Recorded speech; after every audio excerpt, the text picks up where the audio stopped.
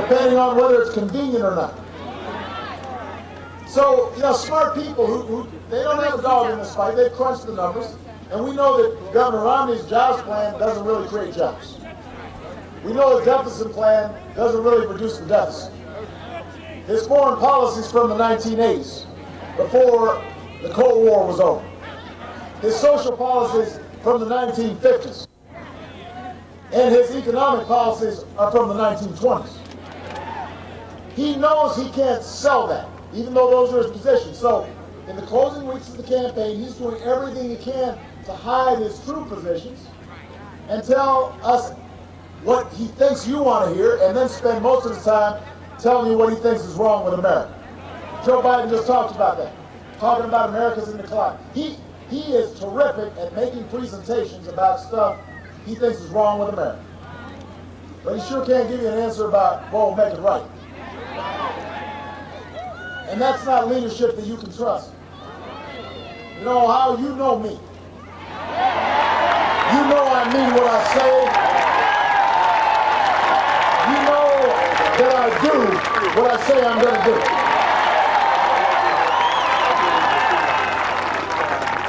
You know that I'll make the tough decisions even when they're not popular. Folks don't remember what we did with the auto industry. It wasn't popular when we did. It wasn't even popular in Michigan and Ohio. But it was necessary. And because I have folks like Joe Biden with me who can support me when I make tough decisions, we went ahead and did what we thought was right. And I know people may not agree with every decision we make, but you know that I'm doing it because I'm fighting for the American people. I'm doing what I believe.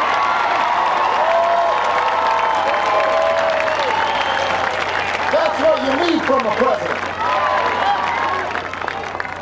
Yes, we've been through tough times, but there's no quit in America. Our businesses have added more than 5 million new jobs over the past 2.5 years.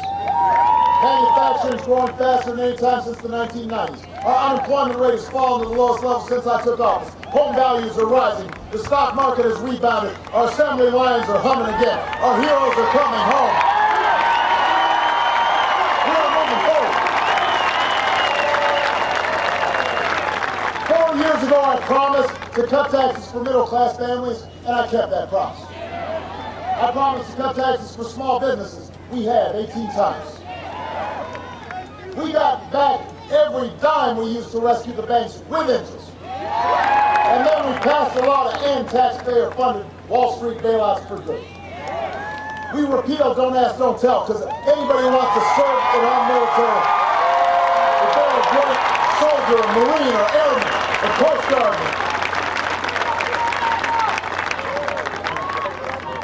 then they should be able to serve regardless of who they like. We saved the American auto industry. Its engines are roaring at full throttle with nearly 250,000 new jobs. That's not just something that the Midwest can be proud of, that's something America can be proud of. Now we know we're not where we need to be. Not here, not anywhere. But we've made real progress. We've got to build on that progress. We can't go back to what got us into this mess. We need to move forward with what's getting us out of this mess. And that's why I'm running for a second term as President of the United States.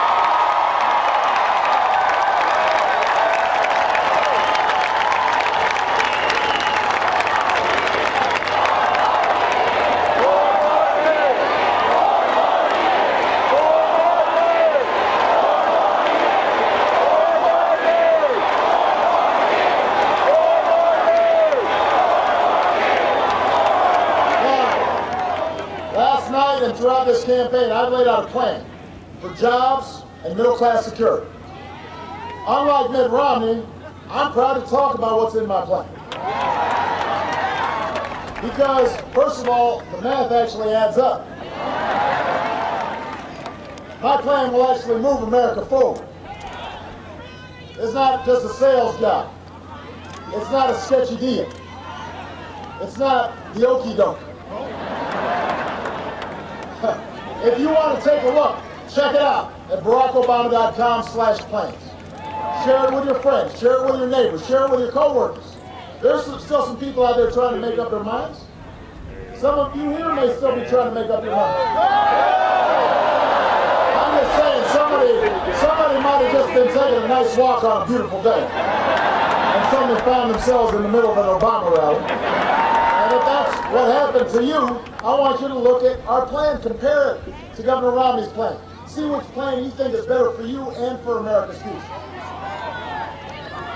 Well, he says he's got a plan. He's got a one-point plan.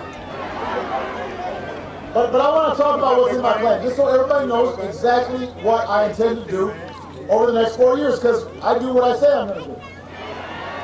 First, my plan builds on our manufacturing base by making sure that we're ending tax breaks for companies that are shipping jobs overseas. I want to give those tax breaks to small businesses, manufacturers that create jobs right here in Dayton, right here in the United States of America.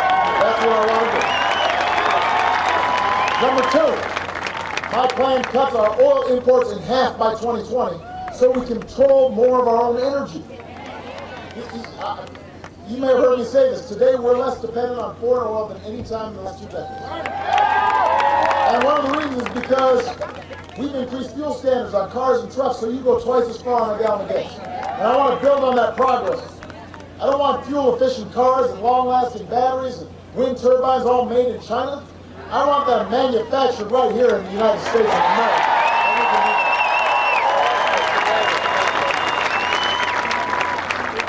Number three, my plan is going to make it a national mission to educate our kids and train our workers so that we can compete with anybody in the world. I want to recruit 100,000 new math and science teachers over the next decade. Train 2 million workers at community colleges with the skills the businesses are looking for right now. There are jobs to be had right now, but the workers have to be able to get the training for them. I want to make sure colleges and universities keep tuition low so our young people can get a college education without being loaded up the debt. We can do that. Number four, my plan will cut our deficit by $4 trillion. It actually adds up. We can do the math on the website, in the plan. We'll do it in a balanced way over the next 10 years. I'll cut spending we don't need, but we're also going to have to ask the wealthiest among us to do a little bit more. Because that will allow us to invest in research and technology to keep new jobs coming, to keep new businesses coming here to America. And I'll never balance the deficit by turning Medicare into a voucher. No American should have to spend their golden years at the mercy of an insurance company. And finally, my plan says, let's take the savings from ending the wars in Iraq and Afghanistan, and let's put some people back to work right here at home.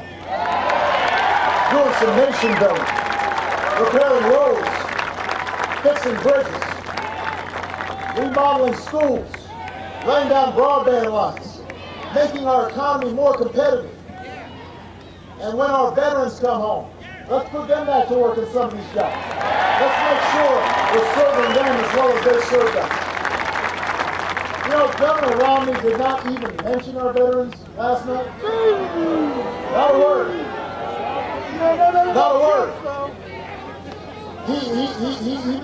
He may have already ridden off half the country behind closed doors, but the men and women and their families who have served our country so bravely, that Joe and I talk to almost every day, and we see the sacrifices they're making, they deserve better from somebody who's applying to be commander-in-chief.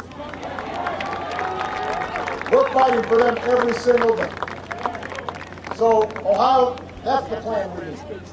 That's what will create jobs. That's how you build a strong, sustainable economy that good middle-class jobs have to offer. That's how you encourage businesses to start here in America. That's how you increase take-home pay, not just by talking about it. That's how you build an economy where everybody who works hard has a chance to get ahead. We don't build the economy from the top down, we build it from the middle up. And now it's up to you. Right here, right now. You've got to decide which path we're going to take. You can choose the top-down policies that got us into this mess, or you can choose the policies that we are promoting that will get us out of this mess. You can choose a foreign policy that's reckless and wrong, or you can choose the foreign policy that Joe and I have been applying that's steady and strong. You can choose to turn back the clock 50 years for women and immigrants and gays, or you can say in this election, we believe that everybody's got a place in America. We want to make sure everybody's got opportunity, no matter who you are, no matter what you look like, no matter where you come from, no matter what your last name is, no matter who you are. Here in America, you can make it if you try.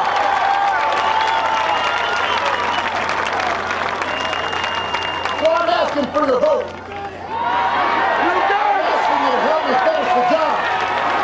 I believe in you, and I need you to keep believing in me. And if you stand with me and knock on some doors with me, make some phone calls with me, we'll win Montgomery County again. We'll win Ohio again.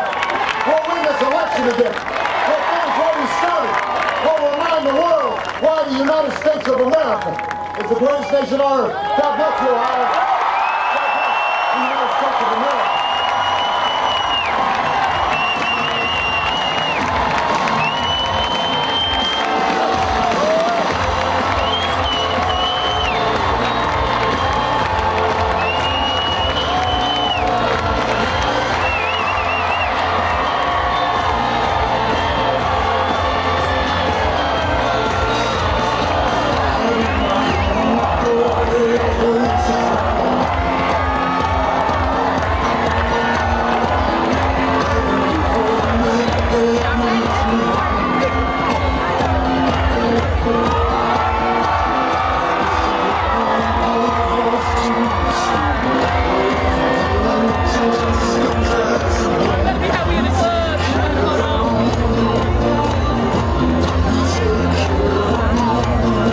You know, I like to take this time to say that for some 9,500 people who attended the Barack Obama, Joe Biden pep rally at Triangle Park on Tuesday, October 23rd of the year 2012, it was a day that will be remembered and treasured.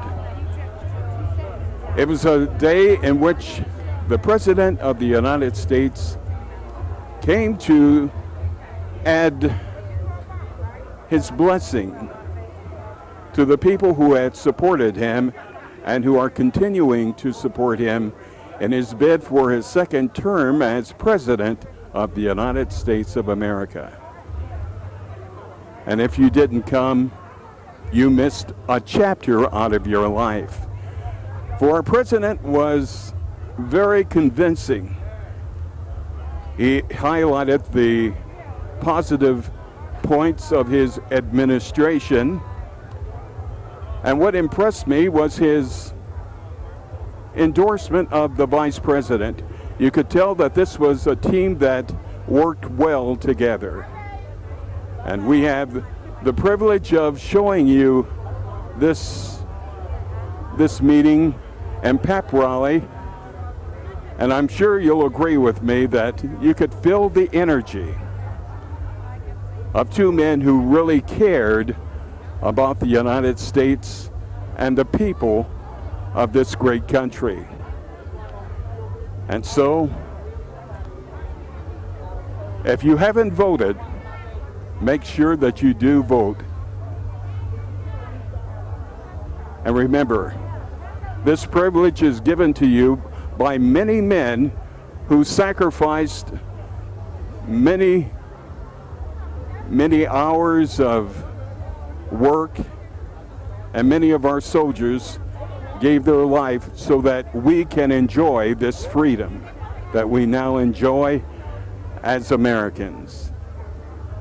And so we want to thank you for watching, and until we meet again, may God bless you and your family.